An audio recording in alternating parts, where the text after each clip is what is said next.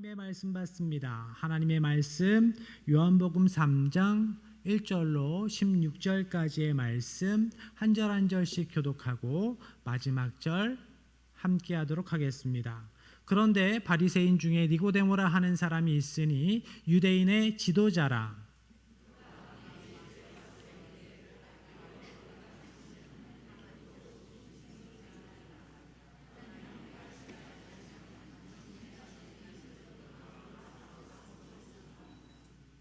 예수께서 대답하여 이르시되 진실로 진실로 내게 이르노니 사람이 거듭나지 아니하면 하나님의 나라를 볼 수 없느니라.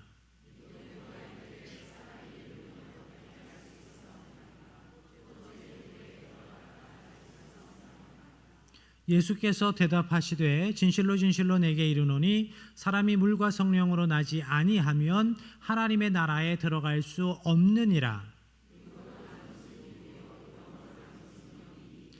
내가 내게 거듭나야 하겠다 하는 말을 놀랍게 여기지 말라.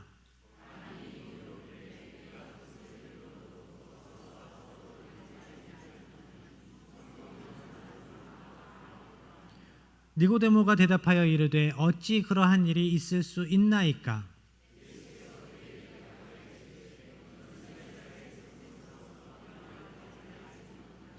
진실로 진실로 내게 이르노니 우리는 아는 것을 말하고 본 것을 증언하노라. 그러나 너희가 우리의 증언을 받지 아니하는도다.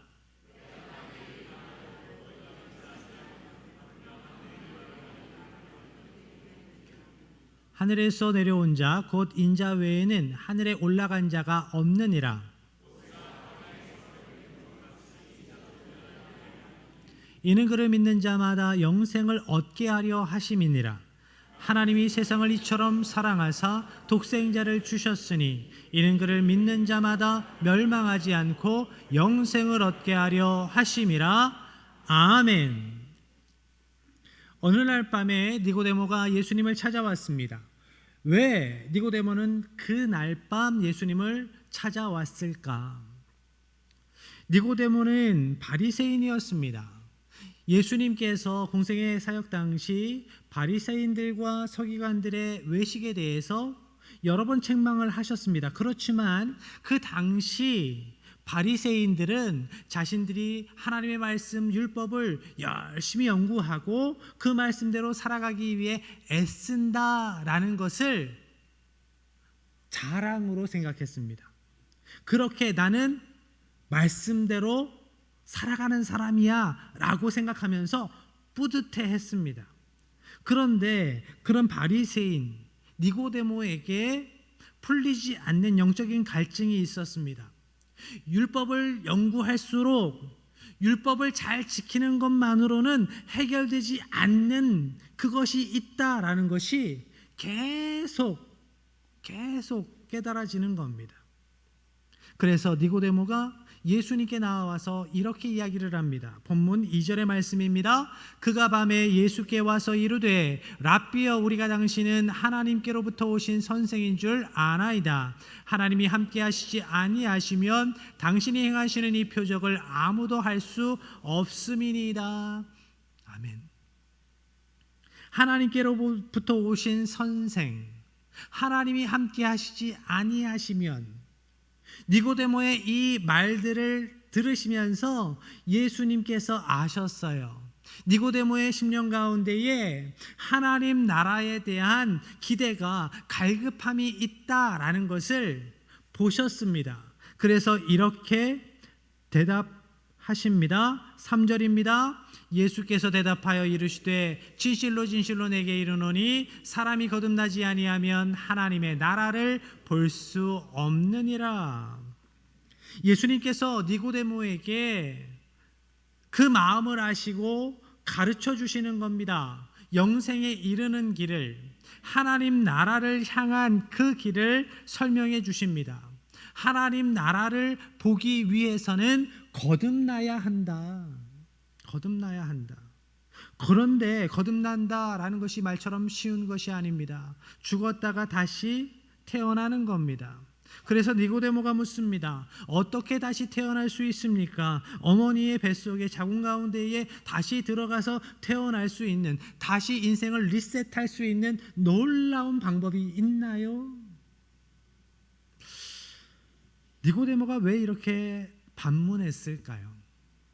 예수님의 말씀을 잘 이해하지 못했기 때문입니다. 영의 일을 육으로 풀려고 합니다. 예수님께서 말씀하신 거듭나다라는 동사를 원어로 살펴보면, 원어로 직역하면 하늘로부터, 위로부터 태어난다라는 뜻이 있습니다. 베드로 전서 말씀을 보면 위를 향하여 태어난다라고 기록하고 있습니다. 위로부터 태어나는 것을 예수님께서 말씀하셨어요. 예수님은 하나님의 자녀로 태어나는 것, 하늘나라, 하나님 나라의 백성으로 다시 사는 것에 대해서 말씀하고 계셨던 겁니다. 언어적으로, 문법적으로 배우자면, 그것을 깨달아 알고자 했다면, 오늘 우리보다 당연히 그 당시 유대인들이, 이스라엘 백성들이 더 잘 이해해야 합니다. 그 가운데에 특히 율법을 잘 알고 연구한다라고 하는 바리새인들이 더 잘 이해하는 것이 맞습니다. 그것이 당연한 거예요. 언어적으로 따지자 하면. 그런데 니고데모는 왜 그 예수님의 말씀을 올바로 이해하지 못하고 있는가? 니고데모는 율법에 충실한 바리새인이었습니다. 율법에 충실하다라는 것 자체가 나쁜 것이 아니지요. 좋은 것입니다. 그런데 여기에 니고데모의 한계가 있었습니다. 니고데모는 율법을 열심히 배우고 암송하고 훈련하는 것으로 충분하다 생각했습니다. 많은 바리새인들이 그렇게 생각을 했어요. 율법을 배우고 연구하고 암송하는 것, 그것으로 된다. 그래서 열심히 율법을 연구하는데 영적인 갈증이 해결되지 않습니다. 영적인 문제가, 영혼의 문제가 답을 찾을 수가 없습니다. 그래서 밤중에 예수님께 나왔던 겁니다. 그렇지만 니고데모에게 아직까지 그 예수님의 말씀을 이해할 수 있는 영적인 눈이 없습니다. 영적인 귀가 열려 있지 않습니다. 그래서 계속 딴소리를 합니다. 나이 먹어서 그게 가능한가요? 이렇게 컸는데 모태에 들어갔다가 다시 태어날 수 있는 방법이 있나요? 그거 불가능한 거 아닌가요? 예수님께서 설명을 하십니다. 5절로 8절까지의 말씀입니다. 함께합니다. 예수께서 대답하시되 진실로 진실로 내게 이르노니 사람이 물과 성령으로 나지 아니하면 하나님의 나라에 들어갈 수 없느니라. 육으로 난 것은 육이요 영으로 난 것은 영이니 내가 내게 거듭나야 하겠다 하는 말을 놀랍게 여기지 말라. 바람이 임의로 불매 내가 그 소리는 들어도 어디서 와서 어디로 가는지 알지 못하나니 성령으로 난 사람도 다 그러하니라. 아멘. 사람이 물과 성령으로 거듭나야 한다라고 말씀합니다. 물은 물 세례를 이야기합니다. 세례는 그리스도와의 연합을 의미합니다. 우리가 옛사람은 죽고 부활하신 예수님과 함께 연합함으로 다시 사는 겁니다. 이제 내가 예수님으로 인하여 그 생명으로, 십자가 생명으로 인하여 다시 예수님의 사람 되었습니다. 하나님의 백성 되었습니다. 이것을 드러내는 표가 예식이 세례입니다. 그런데 그 세례 예식만으로는 안 됩니다. 본질적으로 예수님과 그리스도와 연합함이 필요합니다. 그래서 물세례뿐만 아니라 성령으로 거듭나야 한다라고 말씀하고 있습니다. 성령으로 거듭난다라는 것은 성령 세례와 더불어 성령 충만을 이야기를 하는 겁니다. 성령님의 주도하심 가운데 살아가는 겁니다. 성령님의 인도하심을 따라 살아가는 겁니다. 순종으로 살아가는 겁니다. 예수님께서 계속 설명을 해주시지만 니고데모가 깨닫지 못하고 계속 딴소리를 합니다. 어떻게 그런 일이 있을 수가 있습니까? 예수님께서는 니고데모에게 이렇게 이야기를 하시죠. 네가 이스라엘 백성들을 가르치는, 말씀으로 가르치는 선생이라고 하면서 하나님에 대해서, 하나님 나라에 대해서 이렇게 무지한 상태에서 가르친다고? 어떻게 하겠니? 일을 어떻게 했으면 좋겠니? 라고 책망을 하십니다. 그리고 이렇게 말씀을 이어가십니다. 13절입니다. 하늘에서 내려온 자 곧 인자 외에는 하늘에 올라간 자가 없느니라. 니고데모는 예수님을 하나님께로부터 오신 선생으로 인식하고 있었습니다. 그런데 예수님께서는 하늘에서 내려온 자 곧 인자 외에는 하늘에 올라간 자가 없다라고 말씀하고 계세요. 전후 관계 논리상 하늘에서 내려오신 분이 예수님이시기 때문에 예수님만이 하늘에 올라가셨다라고 말씀하고 계신 겁니다. 그런데 이 말씀을 하시는 시점에서 예수님은 십자가를 지시지 않았습니다. 부활승천하지 않으셨습니다. 그런데 예수님께서 과거형으로 말씀하고 계세요. 과거형으로 말씀하시는 이유가 뭘까요? 이것은 미래 일에 대한 확정적인 표현입니다. 그 일이 반드시 있을 것이다 라고 강조하는 히브리 문법상의 표현이에요. 문학상의 표현입니다. 이것은 반드시 이루어질 것이다. 예수님께서 십자가 지시고 부활 승천하실 것에 대해서 단정적으로 말씀하시는 것. 하나님께서 이 구원의 계획을 세우셨고 이것은 반드시 이루어져야 하고 반드시 이루어질 일이기 때문에 그래서 그렇게 말씀하시는 겁니다. 그래서 14절 말씀에서도 모세가 광야에서 뱀을 든 것 같이 인자도 들려야 하리니 라고 말씀하고 있습니다. 이렇게 되어야 한다. 이렇게 반드시 이루어질 것이다. 하나님께서 이스라엘 백성들을 출애굽시키시고 인도하실 때에 에돔 땅을 우회해서 홍해길로 가라 말씀하셨습니다. 그런데 하나님의 말씀에 불평불만하는 이스라엘 백성들이, 불신앙으로 반응하는 이스라엘 백성들이 있었죠. 그래서 하나님께서 징계하십니다. 불뱀을 보내셔서 징계하시는데 이스라엘 백성들이 그 불뱀에 물려서 죽어갑니다. 수많은 사람들이 죽어나갑니다. 그때 모세가 이스라엘 백성들을 위해서 중보하지요. 하나님께 기도할 때 하나님께서 해결책을 주십니다. 불뱀의 모양을 만들어서 장대에 매달아 달아라. 그것을 보는 자마다 살 것이다. 모세가 놋뱀을 만들어서 장대 위에 매달았습니다. 그것을 보는 모든 사람들이 고침을 받았습니다. 살았습니다. 이 장대 위에 달린 놋뱀은 십자가에 달리신 예수님을 예표합니다. 예수님께서 인류의 구원을 위해서 그 참혹한 형틀 십자가에 달려 죽으셔야 한다. 그 구원의 사건을 미리 상징적으로 보여주는 것이 광야에서 장대에 달린 놋뱀이었습니다. 본문으로 돌아와서 하나님께서는 이렇게 예수님의 십자가를 통해서 구원을 계획하신 이유에 대해서 이렇게 말씀하고 계십니다. 15절의 말씀입니다. 이는 그를 믿는 자마다 영생을 얻게 하려 하심이니라. 아멘. 하나님께서 죄로 인해 죽어가는 죽은 인생들을 살리시기 위해서 예수님을 그 참혹한 십자가에 내어 주셨다. 그 예수님을 나의 구주로 그리스도로 믿는 자마다 영생을 얻게 하시려고 예수님께서 그 참혹한 십자가에 달리셔야 했다. 이 말씀을 다시 한번 정리해서 강조해 주시는 말씀, 우리가 잘 아는 요한복음 3장 16절의 말씀입니다. 함께 합니다. 하나님이 세상을 이처럼 사랑하사 독생자를 주셨으니 이는 그를 믿는 자마다 멸망하지 않고 영생을 얻게 하려 하심이니라. 아멘.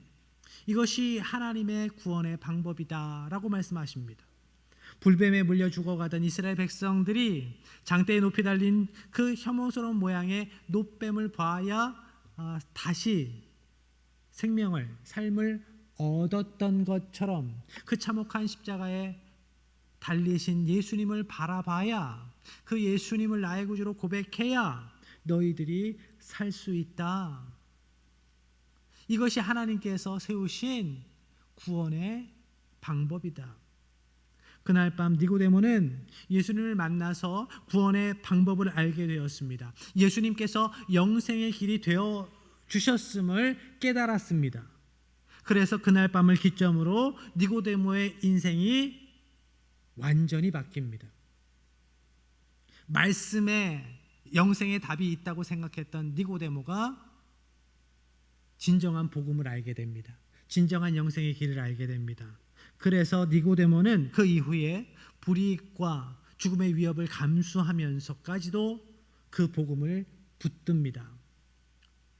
대제사장과 바리새인들 앞에서 예수님을 변호합니다. 그리고 예수님께서 십자가에 달려 죽임당하신 이후에 아리마대 요셉과 함께 예수님의 시신을 요구하지요. 목숨 거는 일이었습니다. 그리고 예수님의 시신을 인계받은 이후에 모략과 침향 섞은 것 100근을 가져와서 예수님의 장례를 진행합니다. 그가 가져온 모략과 침향을 섞은 100근은 왕의 장례를 준비하는 정도의 양이었어요. 무슨 의미일까요? 니고데모는 십자가에서 죽임당하신 그 예수님이, 십자가를 통해 영생의 길이 되신 그 예수님이 진정 나의 왕이십니다. 영혼의 왕이십니다. 이렇게 고백하는 겁니다. 자신의 믿음을 이렇게 고백하는 거예요. 예수님께서 큰 능력을 베푸시는 그 시간이 아니라 예수님께서 죽임당하신 그 시간에 예수님의 시신 앞에서, 수많은 사람 앞에서 나의 신앙을 목숨 걸고 고백하는 겁니다. 우리의 헌신이, 우리의 예물이, 우리의 11조가, 우리의 감사가, 우리의 기도와 찬양이 이러해야 합니다. 니고데모처럼 나의 하나님을 향한 사랑과 믿음의 고백이 우리의 헌신과 우리의 예물 가운데, 우리의 예배 가운데 담겨 있어야 합니다. 그렇게 고백되는 헌신이어야 합니다. 그렇게 고백되는 예배여야 합니다. 예수님께서 십자가에서 죽으시고 부활하심으로 구원을 완성하셨습니다. 그 예수님을 믿기만 하면 구원 얻습니다. 그러면 예수님께서 십자가에서 구원을 완성하셨기 때문에 예수님은 이제 하나님의 우편에서 아무것도 안 하고 계실까요? 아닙니다. 오늘도 예수님은 일하고 계십니다. 우리를 위해 일하고 계십니다. 이뤄진 영혼들을 위해서 일하고 계십니다. 예수님은 우리에게 하나님을 알려주시기 위해, 하나님의 계획, 예수님께서 그리스도이심을 또한 알려주시기 위해서, 깨달아 알게 하시기 위해서 오늘도 도우십니다. 예수님께서는 니고데모에게 예수님이 하나님의 독생자이심을 알도록 설명해 주셨죠. 본문 말씀 2절 말씀에 보면 처음 니고데모가 예수님께 나왔을 때 니고데모는 예수님을 하나님으로부터 오신 선생으로 알고 있었습니다. 하나님께서 보내주신, 이 땅에 보내주신 선생. 그런데 온전한 알문 아니었죠. 그래서 니고데모와의 대화 가운데에 예수님께서 예수님 자신을 알려주세요. 어떠한 분이신지를 설명하십니다. 하늘에서 온 인자라고 설명하시고, 대화가 진행돼서 무르익을 쯤 하나님의 독생자로 자신을 알려주시는 겁니다. 그리고 하나님의 독생자 예수님을 이 땅에 보내셔서 인간을 구원하시려는 하나님의 계획에 대해서도 설명해 주시죠. 예수님은 하나님과 인간 사이에 끊어진 길을 연결해 주시는 영생의 길로 이 땅에 오셨습니다. 그래서 예수님은 하나님과 인간 사이에 중보자의 역할을 하세요. 중보자로 역사하십니다. 하나님과 인간 사이를 이어주시기 위해서. 그런데 중보자에게는 해야 할 일이 있어요. 쌍방 간에, 양쪽 간에 서로를 이해시키고 설명하는 일이 필요해요. 그런데 하나님은 우리를 너무나 잘 아십니다. 인간을 너무나 잘 아세요. 하나님께서 창조주이시기 때문에, 역사의 주관자이시기 때문에 너무나 잘 아세요. 예수님께서 설명할 필요가 없어요. 이제 무슨 책임이 남았는가? 인간들에게 하나님이 어떠한 분이신지, 하나님의 마음, 하나님의 계획이 무엇인지 설명하는 일이 필요하지요. 그래서 오늘도 예수님은 우리에게 말씀을 통해서 하나님의 계획에 대해서 알게 하십니다. 그 하나님의 계획에 대해서 깨닫도록 도우십니다. 예수님께서는 십자가 그 무서운 형틀에서도 죄를 짓고 죽어가는 그 영혼들을 위해 일하셨어요. 하나님께 기도하셨습니다. 중보하셨습니다. 하나님, 저들을 용서하여 주시옵소서. 저들은 저들이 하는 짓을 모르고 있습니다. 무슨 짓을 하는지, 그것이 얼마나 참혹한 죄인지 모르고 있습니다. 하나님의 영광을 가리는 일인데, 하나님을 대적하는 일인데 그것을 모르고 있습니다. 그렇게 자신을 못 받고 채찍질하는 그들을 위해서도 끝까지 중보하신 예수님께서는 오늘 우리를 위해서도 중보하고 계십니다. 노뱀을 보고 살든지 보지 않고 죽든지, 그것은 그 당시 이스라엘 백성들의 선택이었습니다. 오늘도 십자가에 달리신 예수님을 믿고 살든지 믿지 않고 죽든지, 그것은 오늘 이 땅의 인생들의 몫입니다. 그렇지만 예수님께서는 이제 내 할 일 다 했어, 너희들 몫이야, 이렇게 말씀하지 않으세요. 이제 내 할 바 아니야, 너희들의 몫이야 라고 내팽개쳐 두시지 않습니다. 오늘도 예수님께서는 우리를 위해 일하시고 우리를 위해 중보하십니다. 이뤄진 영혼들을 위해서 또한 그들의 심령 가운데에 하나님의 말씀을 깨닫도록 두드리시죠. 로마서 8장 34절의 말씀입니다. 함께합니다. 누가 정죄하리요? 죽으실 뿐 아니라 다시 살아나신 이는 그리스도 예수시니 그는 하나님 우편에 계신 자요 우리를 위하여 간구하시는 자신이라. 아멘. 바울 사도가 사역을 할 때 여러 가지 어려움이 있었습니다. 바울 사도를 책망하고 따라다니면서 괴롭히는 사람들이 있었습니다. 박해하는 이들이 있었습니다. 침 뱉는 이들이 있었고 돌 던지는 이들이 있었습니다.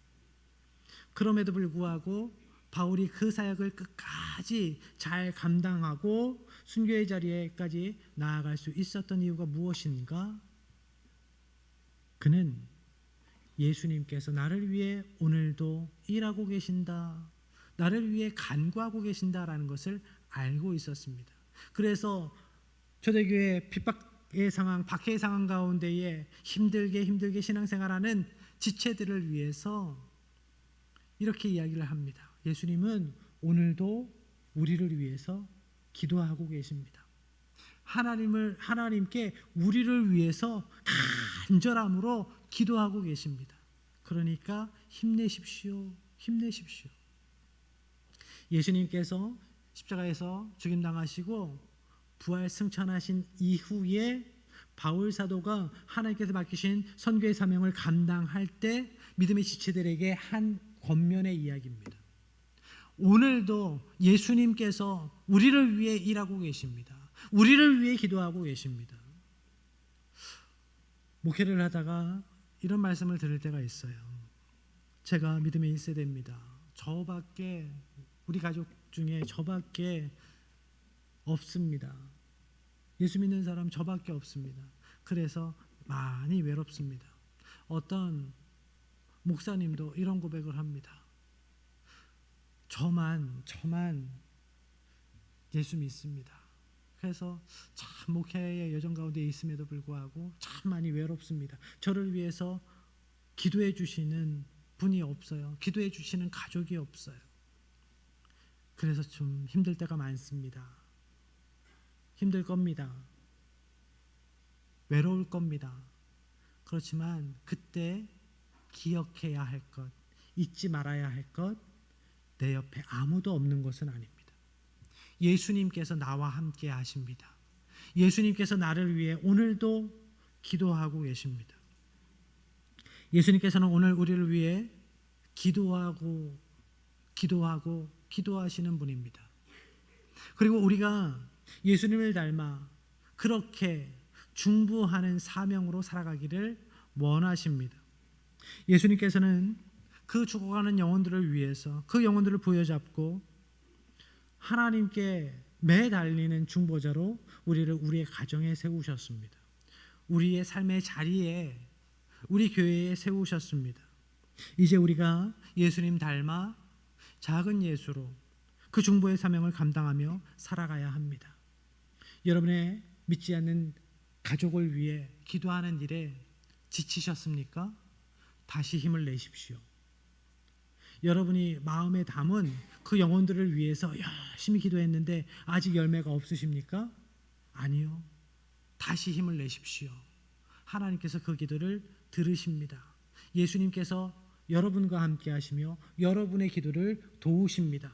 그래서 끝내 하나님께서 그 기도를 받으시고 놀라운 믿음의 열매로, 영혼의 열매로 풍성히 채워 주실 것입니다. 그러한 은혜를 풍성히 누리고 큰 간증으로 살아가는 하나님의 백성들 되시기를 주님의 이름으로 간절히 축복합니다. 이 시간 영생의 길 되신 예수님, 우리 모든 가족들이 우리 마음에 품은 그 귀한 영혼들이, 생명들이 예수님의 십자가 복음 가운데 있게 하여 주시옵소서. 믿음으로 굳건히 서게 하여 주시옵소서. 이러한 마음을 담아서 찬양하고 기도하겠습니다.